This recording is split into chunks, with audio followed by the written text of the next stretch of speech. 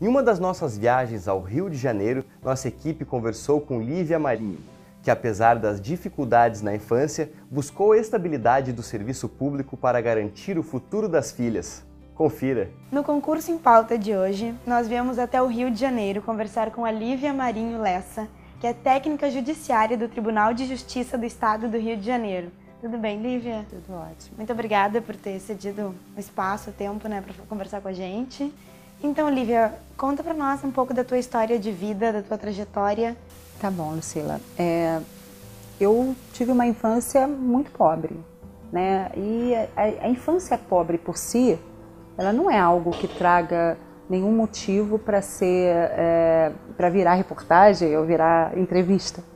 Mas o fato é que eu tive uma infância pobre e com os meus irmãos também, numa situação de catadores de lixo, em Duque de Caxias, que é um município muito pobre aqui do Rio de Janeiro, né? E essa situação, ela aconteceu porque em algum momento da vida a minha mãe foi acometida de uma doença grave, né, que é o alcoolismo, e ela ficou sem ter condições de cuidar de nós. E no momento em que a mãe, que era a pessoa que era a provedora do lar, né, ela não tinha condição mais de prover, fomos obrigados nós mesmos a cuidar cada um do outro. E nesse ínterim, né, nesse momento em que a gente não sabia muito bem como é que 4 crianças iriam se sustentar, nós fomos achar no lixo uma maneira de sobrevivência, uma maneira de acharmos algo que nós pudéssemos vender, né, e dali retirar o sustento. Eu acho que a gente já conhecia a história da reciclagem muito antes de se começar a falar sobre isso. Então a gente catava o lixo, vendíamos e depois nós íamos para a escola, né? Era comum para a gente, aquilo para a gente fazia parte da nossa rotina diária, de sair da nossa função, tomarmos banho e depois irmos para a escola. Quando eu era criança, né, o que você pensava em ser quando crescer? A criança, ela tem um senso do hoje. A gente não pensa no amanhã, né? Isso é uma coisa do adulto. O adulto planeja o amanhã, né? A gente queria comer daquele dia, já que era necessário comer naquele dia. A gente trabalhava para aquele dia. Mas sair da escola nunca foi cogitado entre nós. A gente só saiu da escola depois quando nós não tínhamos mais condição de estarmos estudando. Isso já é uma outra fase da vida, já uma fase adulta e tudo. Na fase de infância mesmo, nós nos mantivemos dentro da escola o tempo que nos foi permitido. Nós éramos crianças que tínhamos dificuldades, né, que estávamos sujos, jogados e tal. E essa pessoa, quando ela teve coragem de nos levar para dentro da casa dela e cuidar de nós e tudo, eu era extremamente grata a ela. Em algum momento da vida eu percebi que nós tínhamos que aliviar a carga, né? Então eu acabei indo morar muito cedo com o pai das minhas filhas. Eu era muito jovem, fui morar com ele com os 16 anos, levando os meus irmãos comigo. Eu tive a minha primeira filha aos 20 anos de idade. E aí, assim, já não era mais possível estudar, porque nós tínhamos os meus irmãos, as minhas filhas e, à época, ainda os meus enteados. Aí ficava difícil. Imagina. E como se deu, então, essa transição, né, nesse quadro de tamanhas adversidades, né? O que aconteceu, então, no meio do caminho para Lívia, nesse momento, até técnica judiciária? Eu trabalhei durante muito tempo no comércio. Aliás, eu acho que se eu não fosse professora e nem servidora pública, eu acho que eu continuaria no comércio porque é uma área que eu gosto, eu adoro lidar com pessoas. E eu trabalhei 12 anos no comércio. 12 anos que, assim, a gente acaba trabalhando quase que de domingo a domingo. E em dado momento da vida, eu tive uma infecção urinária grave por conta de não me dar o cuidado que eu deveria ter, né? E por conta disso eu fui parar no hospital no dia 23 de dezembro e a gente acabou tendo um problema, eu e a dona da loja que eu trabalhava, porque ela não acreditou que eu tivesse tido um problema de saúde. E, sabe, tem um momento que você começa a questionar tudo, né? E eu falava assim, poxa Deus, eu tenho uma intimidade assim, né? Eu cheguei e falei, poxa, caramba, eu não mereço isso, não é justo que ela fale isso comigo, eu nunca dei motivo para isso, né? Falei, poxa, eu queria tanto assim um sinal, alguma coisa que me ajudasse, né? Que a gente saísse dessa situação vexatória, que eu me sentia numa situação vexatória mesmo. E eu olhei para uma banca de jornal e havia um jornal que é extremamente conhecido aqui no Rio de Janeiro, que é um jornal de concurso, e estava lá escrito em letras garrafais, né? Tribunal de Justiça do Estado do Rio de Janeiro abrirá concurso só o 2º grau. Na época ainda era 2º grau, 2003, 2002, e era final de 2002. Eu pedi para que a dona da loja me mandasse embora, trabalhei o final do mês de dezembro todo, pedi para que ela me mandasse embora. Em janeiro, com o dinheiro da minha indenização de 12 anos de trabalho, eu consegui pagar um curso preparatório. Você vê como eu ganhava bem. Paguei o curso preparatório e eu tinha um prazo para vencer, que era o período em que eu ficaria de auxílio-desemprego. Era esse o período que eu tinha para passar no concurso. E eu costumo falar com os meus alunos que às vezes a gente planeja muito, o concurseiro às vezes passa muito tempo planejando como vai estudar e pouco tempo estudando. E isso às vezes me preocupa muito. É claro que você tem que ter um planejamento, né? Tem gente agora, eu mesma trabalho como coaching de concurso também, e eu sei que é necessário o planejamento, mas quando existe uma máxima, quando você vai falar de auditoria, por exemplo, que diz que quando o risco é menor do que o custo do controle, é melhor não controlar. E eu acho que é mais ou menos por aí. Quando a pessoa passa tanto tempo planejando e que perde o tempo do estudo, é melhor não planejar. Mete as caras e estuda. E eu fiz isso. Na minha época, quando eu fui sem saber de nada, né? Sem ter muito noção do que iria acontecer.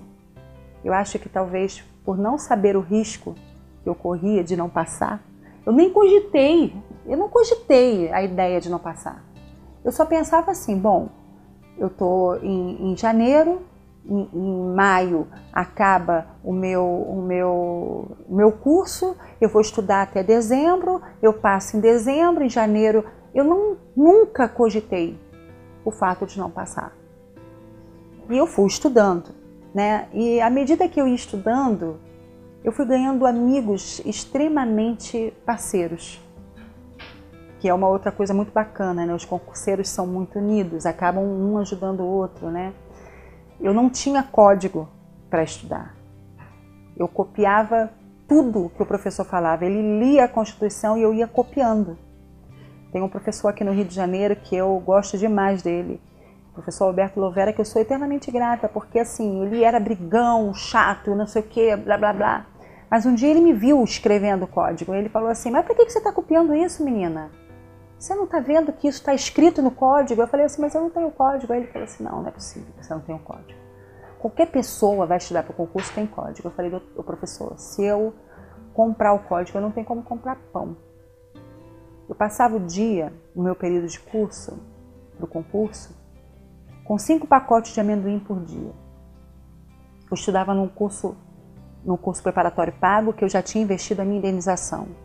E eu não podia tirar do dinheiro do auxílio-desemprego, que era o dinheiro para pagar as contas da casa, para comprar alimentação. Não dava.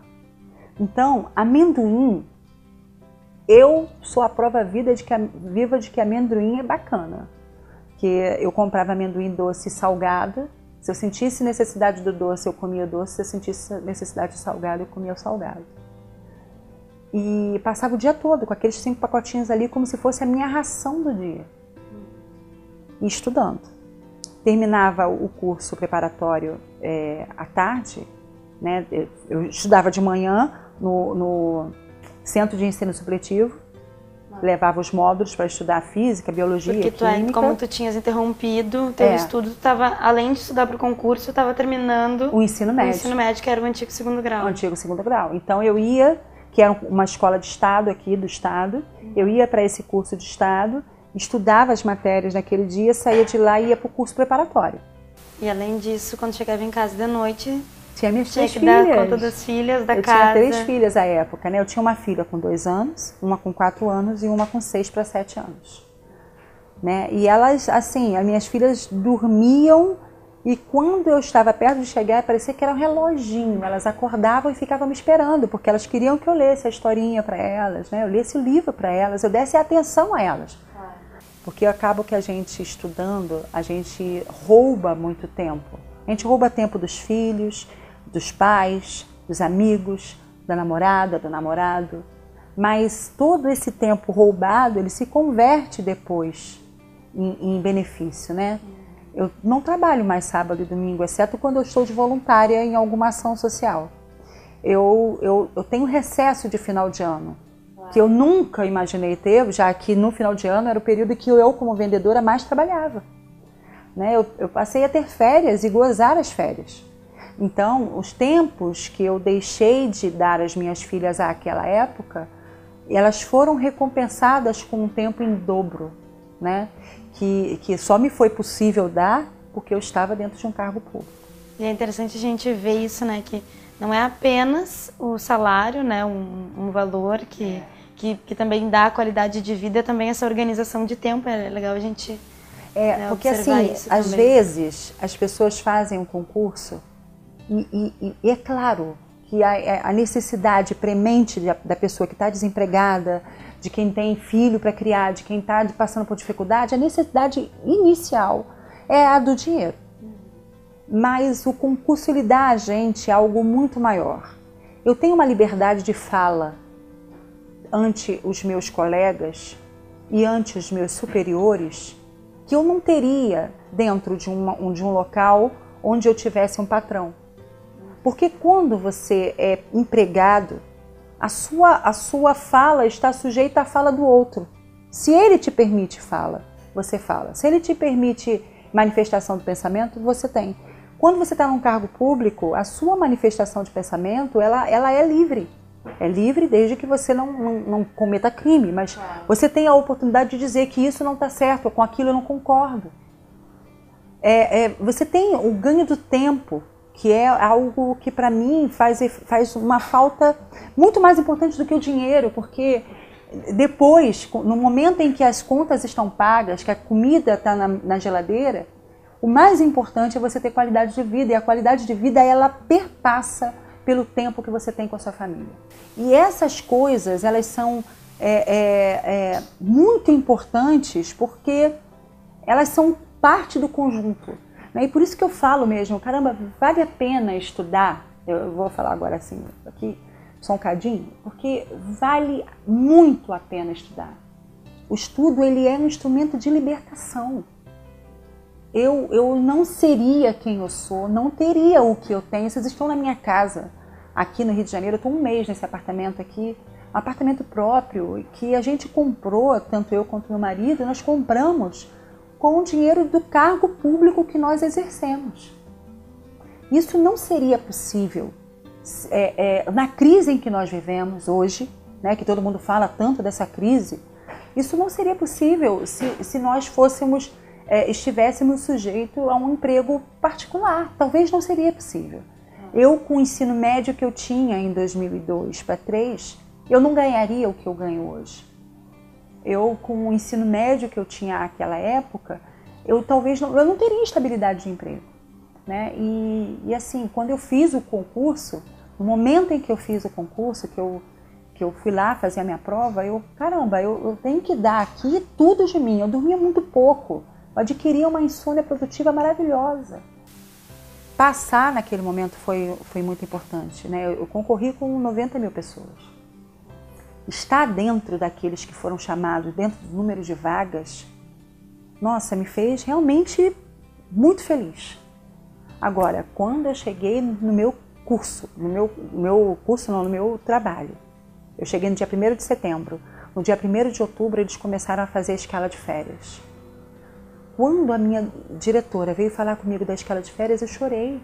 Eu trabalhei anos sendo obrigada a vender as férias. Trabalhei anos não podendo curtir a minha licença maternidade com as minhas filhas. Porque era isso ou eu teria que procurar um outro emprego. Então, assim, foi a primeira vez que eu tirei férias na minha vida, eu estava com 33 anos, porque eu já estava trabalhando num cargo público.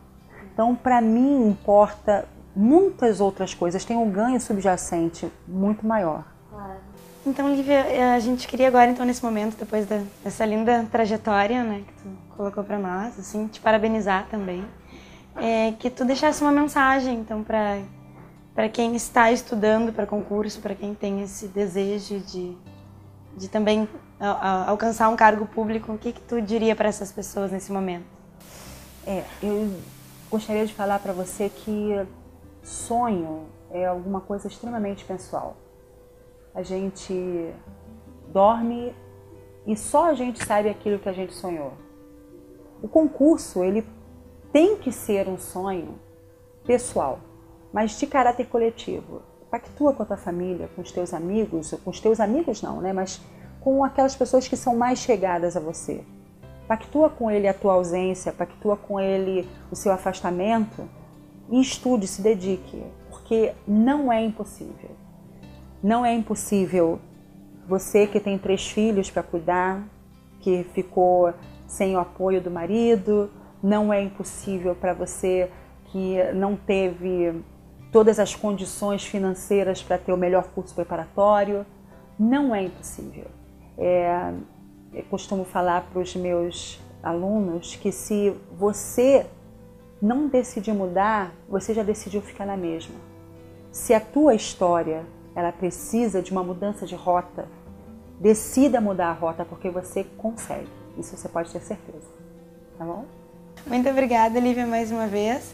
Então, fica a dica da Lívia no nosso programa de hoje e até o próximo programa.